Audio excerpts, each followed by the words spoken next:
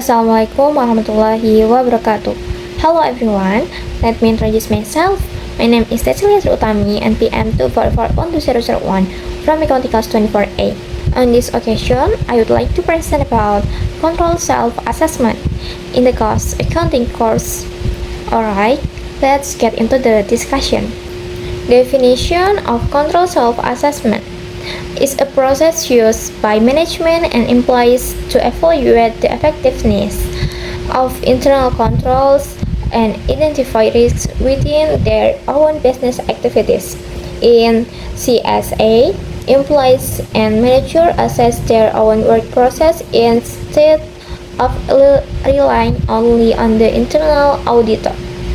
In simple terms, CSA is a method where employees review and evaluate their own internal controls and risks.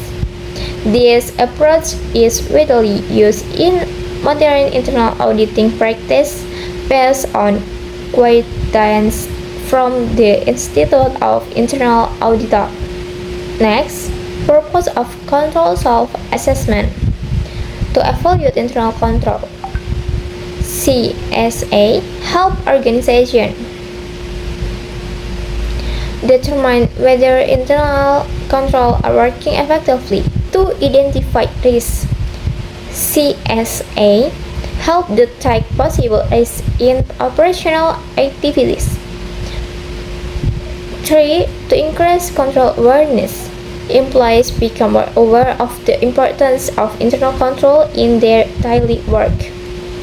4. To support internal audit activities, CSA provide useful information to internal auditor about control conditions in different departments. 5. To improve organizational performance by identifying weakness early, organization can improve their process. Next slide.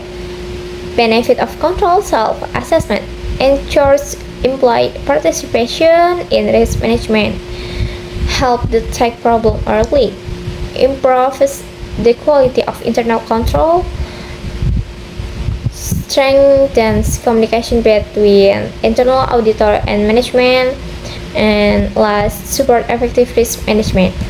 Next, characteristic of control self-assessment: participative. Employees and managers are actively involved in the evaluation process. Proactive CSA focus on identifying risks before problems occur. Structure: the process is conducted systematically using specific methods.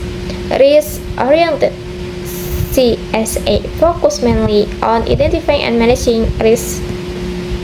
Method of control self-assessment: workshop method.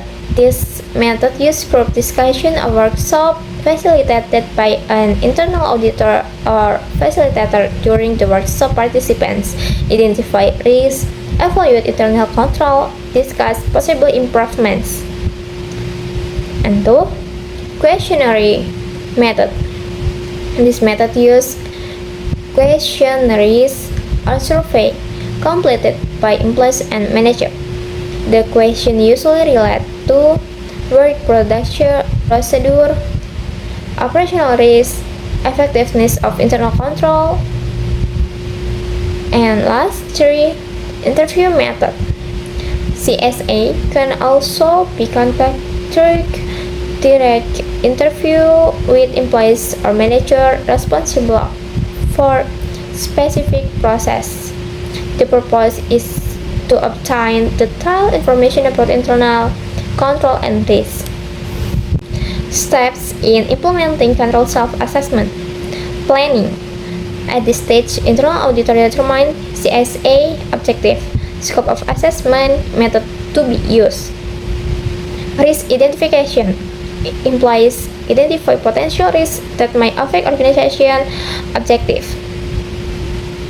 Evaluation of internal control: participants assess whether existing control are sufficient to reduce risk. Analysis of result. The result of CSA